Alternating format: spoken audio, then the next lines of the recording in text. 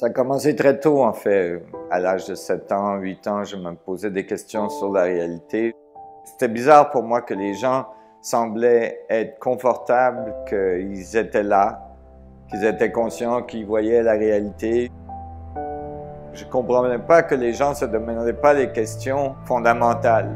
Comment on est là? Comment ça se fait que je suis conscient? Qu'est-ce qui se passe? Il me semblait que les gens arrivaient sur cette vie, sur cette planète, et ils commençaient à faire comme les autres, et il n'y a personne qui se posait de questions, à moins que ça soit la fin de leur vie, dans les 2 dernières semaines, tout d'un coup, ils se posaient la question « Ah, mais c'était quoi ça, cette vie que je viens de passer? » Et puis en 2 semaines, c'était un peu trop tard pour essayer de trouver. J'ai eu des difficultés à l'école. C'était difficile pour moi de m'intégrer. Ils m'enseignaient tous des trucs qui me semblaient très bizarres. Aussi, j'ai eu des abus dans ces écoles. Ça a été très difficile pour moi. Je ne m'intégrais pas. Il y avait des abus des professeurs, il y avait des abus des élèves. Donc, je suis devenu très isolé. Et j'ai regardé, vous savez, en isolement, tout ce qui vous reste, c'est la nature. Et dans la nature, je me sentais accepté, je me sentais confortable, je me sentais présent, qu'il y avait comme une présence qui me tenait, qui m'aimait. Quand je regardais la nature, je voyais de la structure, je voyais de l'organisation, je voyais un équilibre incroyable. Et j'ai commencé à penser que peut-être il y avait quelque chose qu'on ne connaissait pas, qu'on ne voyait pas, qui existait dans l'espace. J'ai eu des premiers cours de géométrie, des premiers cours de sciences, de physique, de la chimie, tout ça. Et j'ai bien vu le système académique. J'avais des problèmes à l'école, j'avais des problèmes partout. Alors, j'étais un peu allergique aux universités et j'avais pas envie de me faire dire c'était quoi la physique. J'avais envie de l'apprendre, mais ce qui m'intéressait et de la façon que je voulais l'interpréter, parce que je voulais pas être influencé. Alors, j'ai décidé d'étudier indépendamment. J'étais dans le sport pendant très longtemps, j'étais un athlète en ski, j'étais guide dans les montagnes et tout ça. J'ai commencé pendant ma carrière de ski, le soir, les fins de semaine, à chaque fois que je pouvais, j'étudiais. Et j'ai étudié dans un camion pendant 5 ans, complètement isolé. Je faisais que de la recherche. Pendant 5 ans, j'ai étudié la physique le plus profond que je pouvais par moi-même et éventuellement, j'ai collaboré avec d'autres physiciens qui m'ont aidé avec des parties de la physique que je ne comprenais pas ou plutôt avec des mathématiques que je n'avais pas développées. Et c'est comme ça que j'ai appris tout ce que je sais en physique en presque 30 ans d'études. Et ça m'a amené à réaliser qu'il devait y avoir un champ structuré qui crée la matière. Et ce qui a été bien dans cette recherche, c'est que moi, je ne le faisais pas pour avoir un doctorat et aller trouver un travail. J'avais pas besoin de donner de cours, j'avais pas d'autres distractions. Je faisais juste parce que je voulais comprendre la vérité sur l'univers, sur la réalité, sur ma conscience, qui je suis et tout. Et donc, j'étais complètement libre d'étudier la physique en même temps que j'étudiais l'archéologie, la chimie, la biologie. J'étais complètement libre de voir des liens que la plupart des gens ne peuvent pas voir parce qu'ils n'étudient pas toutes ces différentes choses en même temps. Ils sont contraints à une fragmentation de la physique. Vous savez, c'est pas tout mauvais. Il y a des très bonnes choses dans la physique qui ont été développées. Il faut faire attention. C'est pas tout des conneries, comme on dit en français. Désolé. Mais moi, j'ai utilisé beaucoup de choses qui étaient déjà là, qui ont été développées en fait au début de la physique moderne avec des très grands personnages qui ont fait des choses très bien, comme Max Planck, comme Einstein, Paul Dirac, des choses qui étaient très bien faites. Le problème fondamental, c'est encore cet fractionnement des contextes où on pense « Ah, ça c'est la physique, ah, ça c'est la biologie, ah, ça c'est la chimie, ah, ça c'est la conscience, c'est spirituel, c'est quelque chose, machin, machin. » et il n'y a rien qui est relié. Même dans un domaine, la physique, c'est quantique, ça c'est cosmologique, ça c'est les étoiles, ça c'est les galaxies. On étudie tout séparément, alors que l'univers, évidemment, il fait probablement pas ces distinctions. Hein? L'univers, il fait pas, moi je fais de la physique là, et puis là la biologie c'est complètement différent. Évidemment pas. Et puis là la conscience c'est complètement différent, c'est pas relié. Et puis les atomes ne sont pas reliés aux univers, mais les univers ils sont faits d'atomes. Les grosses choses sont faites de petites choses, et évidemment ils doivent être reliés. Évidemment, si les grandes choses sont faites de petites choses et qu'il y a la conscience entre les deux, avec les humains, il y a des planètes, il y a des soleils, c'est tout relié. Hein, la biologie, ça doit être relié à la physique, tout ça. Et clairement, quand la matière s'organise avec des niveaux d'organisation assez élevés, le système qui a organisé cette entité peut devenir conscient d'elle-même. Donc, c'est clair que c'est un système négantropique. Si on regarde que la biologie, on voit les choses qui s'organisent, non pas les choses qui se désorganisent. Et donc, ça va contraire au concept des théories de physique qui disent que tout est aléatoire, que tout se désorganise et tout ça. Mais évidemment, si les choses se désorganisent, c'est parce qu'ils étaient organisés à un moment donné. On ne peut pas avoir la désorganisation sans l'organisation. Et la physique de l'organisation, on ne l'a pas explorée. Et là, j'ai trouvé des évidences et des concepts qui montrent que l'organisation, ça vient de l'information dans un champ d'information qui est présent partout et qui crée des retours d'information. Et dès qu'on a un retour, comme les équations fractales, on a la possibilité d'avoir des très grands niveaux d'organisation très rapidement.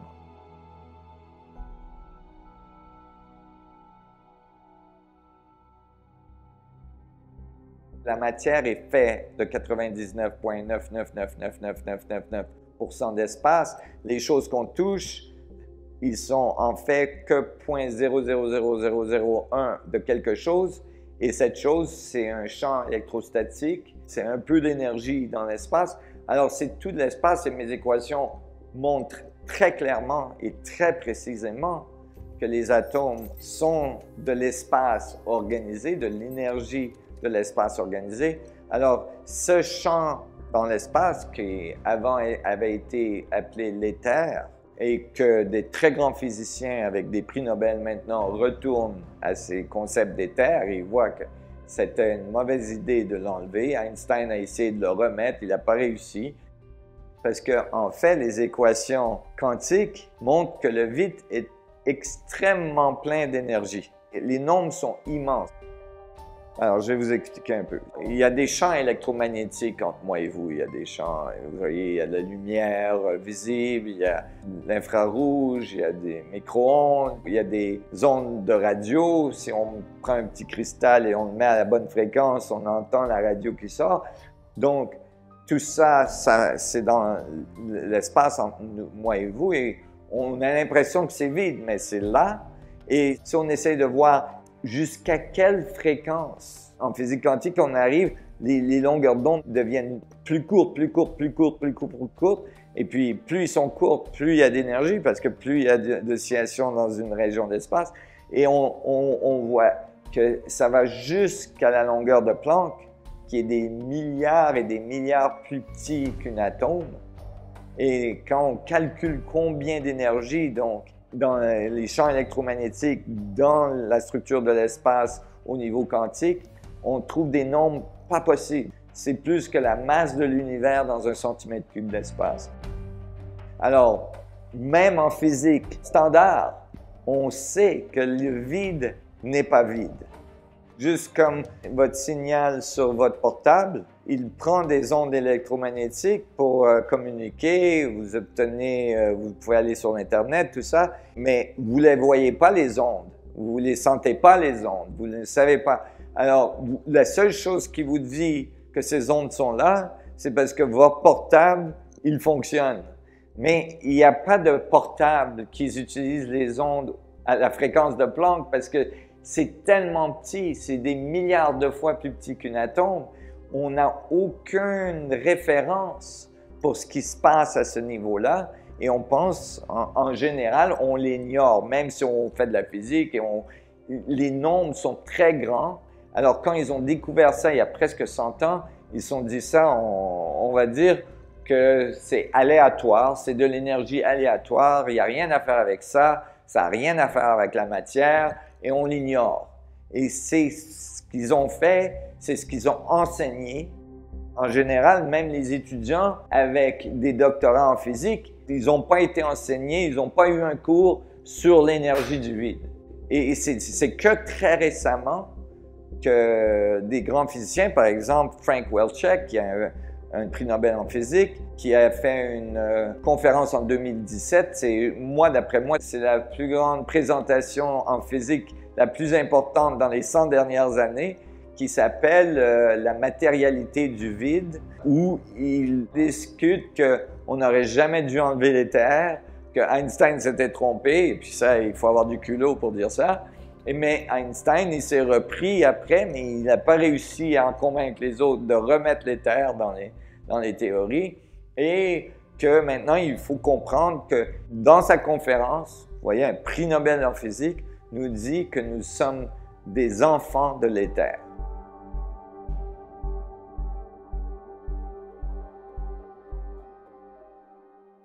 La meilleure façon de visualiser ça, cette énergie du vide, c'est de la visualiser comme de l'eau, comme un fluide. Et que ce fluide, il est partout. C'est comme un poisson dans l'eau. S'il ne peut jamais sortir de l'eau, puisqu'elle est partout, c'est rien pour eux. Ils ne comprennent pas qu'ils sont dans l'eau. Hein? Et vous imaginez que dans l'eau, il peut y avoir des petits vortex qui se forment, hein? Où les molécules d'eau, au lieu de faire comme ça, ils font comme ça. Il y a des centaines, des milliers, de milliards de molécules qui se mettent à tourner comme ça de façon cohérente. Le poisson, ou bien vous, dans l'eau, vous voyez, et là, vous voyez un petit vortex. Hein? Et peut-être qu'il est très, très petit, ce vortex. Et vous allez dire, ah, il y a quelque chose là, alors qu'il n'y a rien là-bas. Il n'y a rien autour, mais il y a quelque chose là. Je le vois. Et ça, c'est une atome. Vous voyez, ça, c'est un petit vortex dans le vide qui crée un petit effet énergétique. Et là, vous voyez ce truc et vous dites, ah, mais là, vous essayez de comprendre ce vortex d'eau sans sachant qu'il y a de l'eau partout. Et que ce petit vortex d'eau qui est là, il est dans l'eau. Alors, les petits vortex d'eau qui font ta matière, ils sont dans l'eau aussi. Et que là, il y a un échange d'informations entre tous les petits vortex. Et que c'est tout connecté. Si on ne se rend pas compte que ce fluide de l'espace est là, on ne comprendra jamais le petit vortex puisqu'il est fait de ce fluide. On assume qu'il est séparé, il est là-bas, moi je suis ici, il n'y a rien entre nous, alors on est tous séparés, tout est séparé et on ne comprendra pas.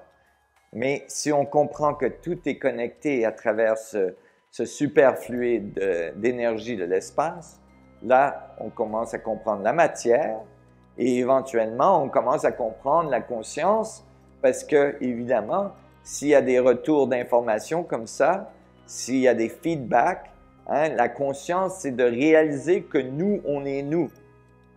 C'est un feedback. Hein? On se voit dans la glace, on dit « Ah, ça c'est moi ». Alors, s'il y a des feedbacks dans la matière, comme ça, avec le champ, éventuellement la matière s'organise en système plus en plus complexe et évidemment, à un moment donné, le système complexe devient conscient de lui-même.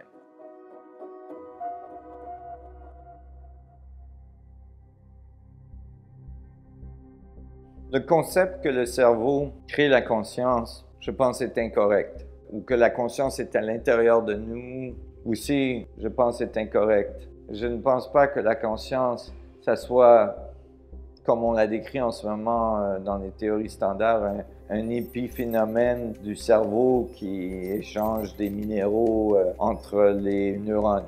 des décharges électriques, ça ne fait pas nécessairement la conscience. On voit l'activité dans le cerveau, oui, ça, on la voit, mais ça ne veut pas dire que c'est la source de la conscience. L'activité dans le cerveau, moi je pense que c'est plutôt le résultat de la conscience. Et le cerveau et les systèmes biologiques, c'est-à-dire le cœur qui bat, votre estomac, toutes les choses de votre corps, ils agissent comme une antenne quantique, fractale. D'ailleurs, on utilise les antennes fractales dans vos portables et tout ça parce qu'ils ont une capacité d'avoir beaucoup de réseaux. Donc, votre corps est comme une antenne vivante qui s'ajuste à des stations comme une radio, dépendant de votre état émotionnel. On sait que le battement de votre cœur, votre respiration, la façon que le sang passe dans vos veines, et que tout ça, c'est comme un rythme, une oscillation d'une antenne cristalline qui capte de l'information de la structure du vide.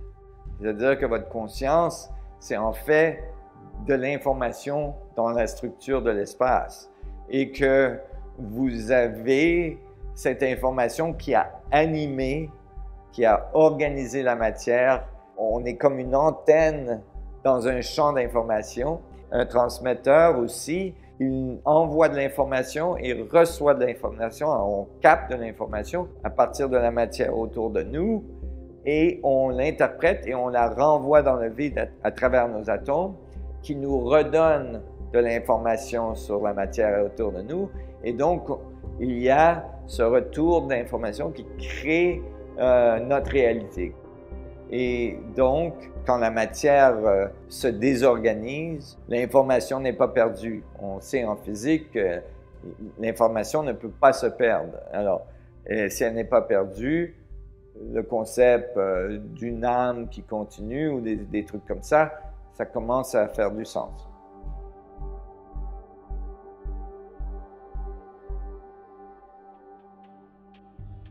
Pour l'espace-temps, il y a un problème. Premièrement, le concept inclut le temps. Mais c'est quoi le temps? Est-ce que l'univers a un temps qui tic, tac, quelque part? Vous savez, c'est un concept de l'homme, le temps. Ce n'est pas un concept nécessairement de l'univers. Si l'univers est infini, infiniment grand, infiniment petit, le concept du temps n'existe pas. Mais juste le concept de l'espace existe, c'est-à-dire il y a de l'information sur la structure de l'espace qui est enregistrée par la structure de l'espace et elle est consécutive l'un à l'autre et ça nous donne une impression de temps. C'est-à-dire que sans mémoire, il n'y a pas de temps. Par exemple, si vous ne vous souvenez pas du moment avant, si vous n'aviez pas de mémoire, vous n'auriez aucun concept de temps. C'est pour ça que dans un des papiers que j'ai écrit sur la biophysique et sur la conscience, j'ai appelé le Space Memory Network, donc un réseau de l'espace mémoire. Parce que la mémoire, c'est ce qui fait le temps. Ce n'est pas quelque chose qui est dans la tête d'un humain, mais la mémoire, c'est l'information qui est sur la structure de l'espace quand les systèmes bougent, quand ils s'organisent. Et si l'information est enregistrée sur l'espace, vous pouvez imaginer, puisque vous êtes fait de ce même espace, que les gens pourraient, par exemple, avoir accès à de l'information non locale, puisqu'ils sont faits de cette mémoire, ils sont faits de cet espace. Toute l'information de toute cette structure est présente à l'intérieur d'eux, et ça je l'ai prouvé dans mes équations parce que j'ai prouvé que toute l'information de l'univers est dans un proton.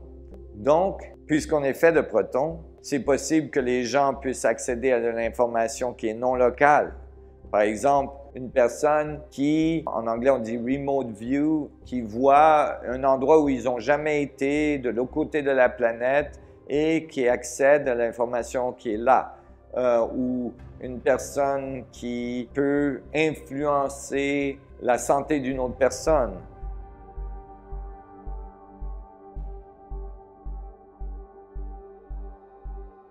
Notre civilisation, premièrement, réalise que le vide n'est pas vide, malgré que nos équations, ça fait plus de 100 ans qu'on le sait, mais qu'on y porte attention, que la structure du vide est cohérente quand elle fait les atomes et que, donc, en utilisant les atomes, qui sont des structures du vide, on peut accéder à l'énergie du vide.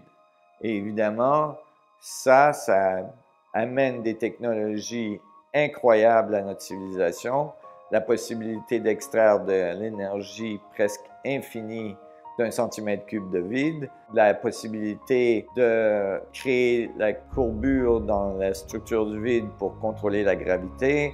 Le contrôle de la gravité amène à la capacité de voyager dans notre univers, de passer à travers notre système solaire, notre galaxie, même notre univers. Il y a des choses incroyables qui peuvent se développer. La longévité de la vie pourrait être changée fondamentalement puisqu'on est fait de ce vide et que la désorganisation de nos cellules, en fait, c'est une désorganisation du vide. Si on commence à faire l'engineering du vide et on est capable de le contrôler, on pourrait faire des choses que l'on ne peut pas imaginer aujourd'hui, incluant créer la matière directement à partir du vide. Et là, vous voyez, le concept des replicators dans Star Trek et tout ça, ça devient possible.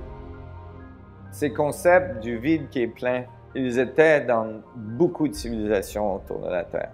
La plupart des grandes civilisations, ils avaient ce concept du prana, du chi, du mana en Hawaï. Et ils disaient que c'était partout, c'était dans tout et vous savez, le concept de Dieu, il est la même chose. Quand on demande c'est quoi Dieu à quelqu'un, en général, ils disent c'est quelque chose qui est partout, qui est dans tout, qui connaît tout, qui sait tout, tout ça. Mais ça, c'est une bonne description de ce champ d'information du vide. Alors, il y a des évidences sur notre planète et ces évidences, il y en a des petites et il y en a des plus grosses, mais il y en a beaucoup d'évidences sur notre planète qu'il y avait des civilisations beaucoup plus avancées avant des cataclysmes qui ont été enregistrés par toutes ces civilisations anciennes qui parlent d'une montée des mers terrible qui a recouvert les terres et tout ça.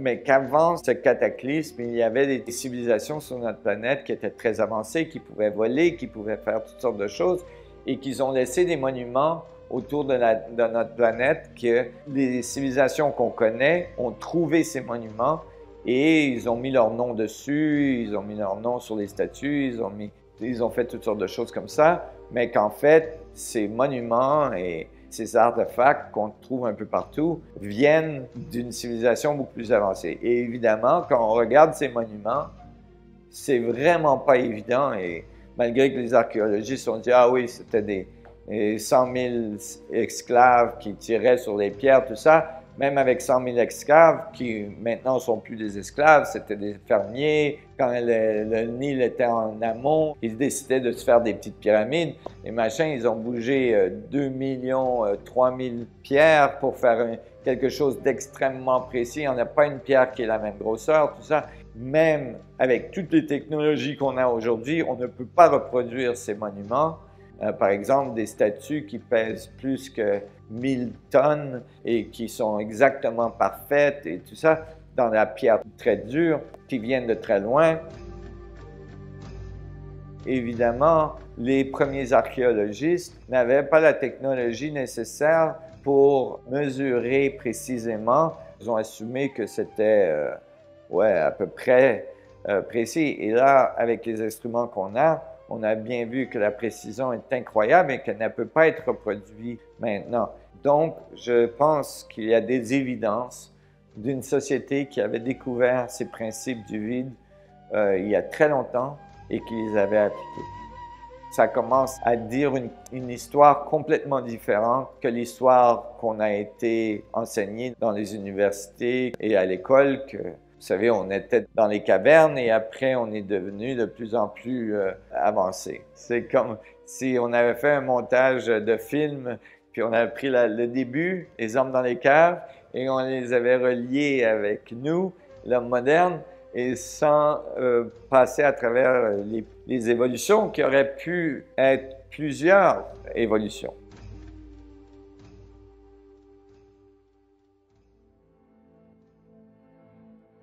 Je pense qu'une civilisation ne peut pas développer des technologies plus fortes que ce qui leur permet de s'autodétruire. C'est-à-dire que si la conscience et la sagesse ne montent pas au même niveau que leur technologie, ils développent des technologies qui éventuellement les détruisent. L'univers est fail-safe. Il ne va pas laisser une espèce détruire l'univers. Vous voyez ça dans la nature. Si une espèce devient hors de l'équilibre, la nature s'en occupe et recrée l'équilibre. On aurait pu découvrir l'énergie du vide beaucoup plus tôt. On aurait pu l'utiliser beaucoup plus tôt, mais on n'était pas prêt. Est-ce qu'on est prêt maintenant? Ça dépend de notre capacité de réaliser qu'on est tous sur la même planète, qu'on est tous dans le même univers, qu'on fait tous partie de la même unité et que c'est beaucoup mieux de travailler ensemble et d'évoluer ensemble que de se battre pour les ressources, puisqu'il y a des ressources à l'infini dans l'univers. Et si on travaille ensemble, on peut développer des technologies qui nous amènent à avoir de l'énergie à l'infini, des ressources à l'infini. Les matériaux dans l'univers, il y en a plein. C'est pas nécessaire de se battre pour un petit bout de terrain. Il y a des milliards et des milliards de planètes habitables dans notre galaxie. Maintenant, on le sait. Depuis les 10-15 dernières années, c'est clair. Alors, ces civilisations anciennes qui semblaient avoir eu un contact avec une civilisation plus avancée ont parlé qu'il y aurait un temps, et d'ailleurs ils ont fait des calendriers pour décrire quand ce temps arriverait, une période, et là je ne dis pas une date précise, mais une période où il y aurait ce qu'ils ont appelé un moment d'ascension, de transformation. Quand ils ont décrit ça, ça a été interprété généralement philosophiquement, que ce serait une ascension de la conscience et tout ça.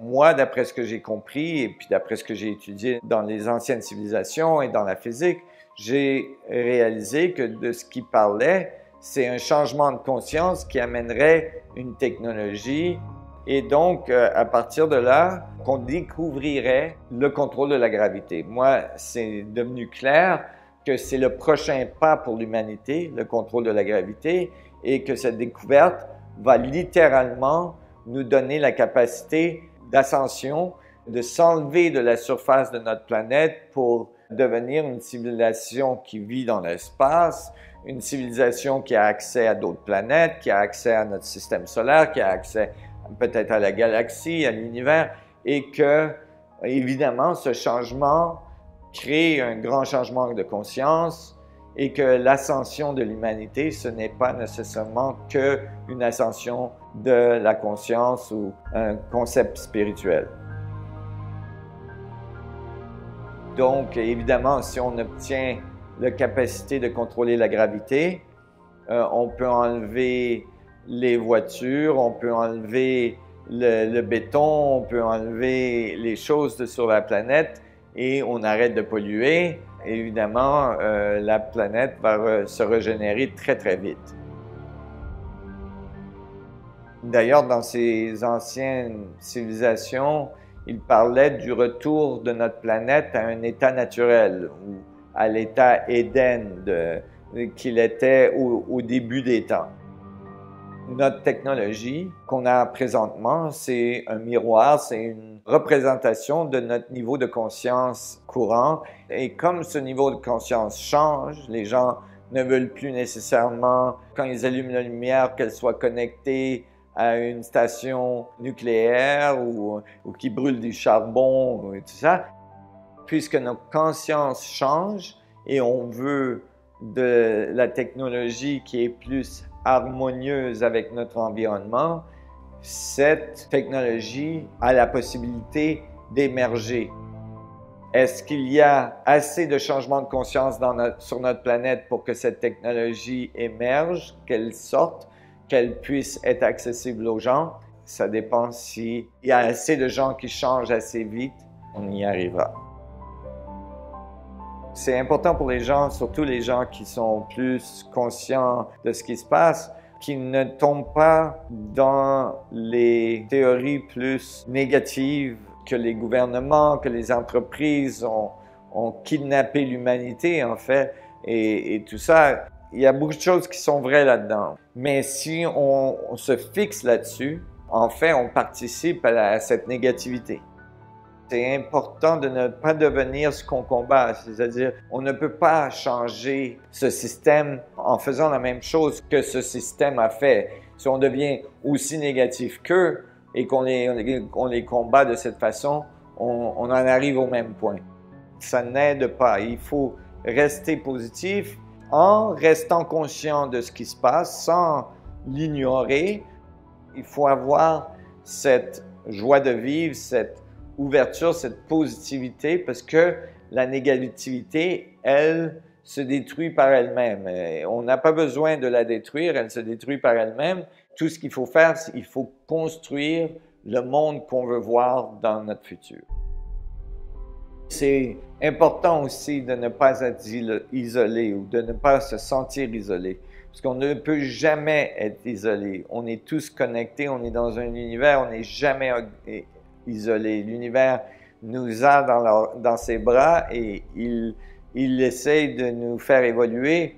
Il y a plein de réseaux maintenant qui se développent. Il y a beaucoup de gens qui interagissent. Par exemple, nous, à la Fondation, on a un cours qui s'appelle le Delegate Program. Il est en français d'ailleurs maintenant. Vous n'êtes pas isolé. Il y a de plus en plus de gens qui s'allument, qui comprennent, qui grandissent en conscience et qui sont intéressés. Alors, connectez-vous et c'est ensemble qu'on va faire la différence.